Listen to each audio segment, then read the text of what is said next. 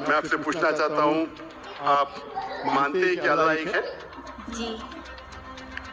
आप यकीन करते हैं कि अल्लाह के अलावा कोई भी इबादत करने के लायक नहीं है? जी।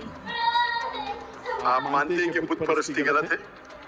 अस्सलामु अलैकुम सामीन। 2 रमज़ानुल मुबारक है, 25 मार्च है। ये वीडियो आपने देखी, ये डॉक्टर जाकिर नाइक की है। मीडिया रिपोर्ट में बताया गया है कि डॉक्टर जाकिर नाइक ने हाल ही में अम्मान में एक हिंदू खातून का मज़हब तब्दील कराया है, धर्म परिवर्तन कराया है और उसको इस्लाम मज़हब में शामिल कर लिया है। ये मीडिया में बताया गया है। आपको पता ही है कि डॉक्टर जाकिर नाइक 2 दिन से अम्मान में हैं और वहाँ उनके 2 बयानात होने हैं। हिंदुस्तान के सरकारी तर्जुमान के मुताबिक डॉक्टर जाकिर नाइक 2016 में भारत से फ़रार हो गए थे। वो कई ममालिक से गुज़रकर मलेशिया पहुंच गए थे, जहां उनको फ़िलहाल मलेशिया की शहरियत नागरिकता हासिल है। अब मुबल्लिग़ इस्लाम 2 दिन से अम्मान में हैं। मीडिया रिपोर्ट्स में कई दिनों से दावा किया जा रहा है कि अम्मान सरकार डॉक्टर जाकिर नाइक को गिरफ्तार करके हिंदुस्तान के हवाले कर सकती है।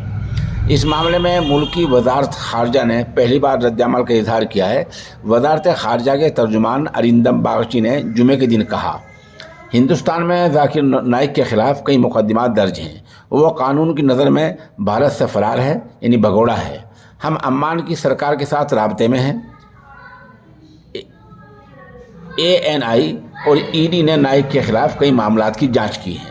बता दें कि हिंदुस्तान और अम्मान के दरमियान हवालगी का मुआहदा है, समझौता है, जिस वजह से हिंदुस्तान को उम्मीद है कि अम्मान सरकार डॉक्टर जाकिर नाइक को हवाले कर देगी। दोनों मुल्कों में ये मुआहदा 2006 में हुआ था। इसलिए हिंदुस्तान को उम्मीद है कि हुकूमत अम्मान नाइक को अपनी तहवील में लेकर हिंदुस्तान के हवाले कर सकती है। बागची ने कहा, हमने जाकिर के मामले में अम्मान सरकार से बात की है। उसको हिंदुस्तान लाने के लिए जो भी इक़दाम किए जा सकते हैं वो किए जा रहे हैं। हम चाहते हैं कि उसको भारत लाकर कानून के हवाले किया जाए। फ़िलहाल इतनी ही मालूमात दी जा सकती हैं, ऐसा तर्जुमान ने कहा है। मीडिया रिपोर्ट्स के मुताबिक अम्मान सरकार ने हिंदुस्तान को बताया है कि जाकिर नाइक इस वक्त वहाँ सरकारी मेहमान के तौर पर मौजूद हैं। इस बीच की कड़ी पर कोई बहस नहीं कर रहा है कि अगर कोई शहरी मलेशिया या किसी दूसरे मुल्क की शहरियत हासिल कर लेता है और वहाँ बहैसियत मलेशिया के शहरी के जाता है तो कानून क्या कहता है।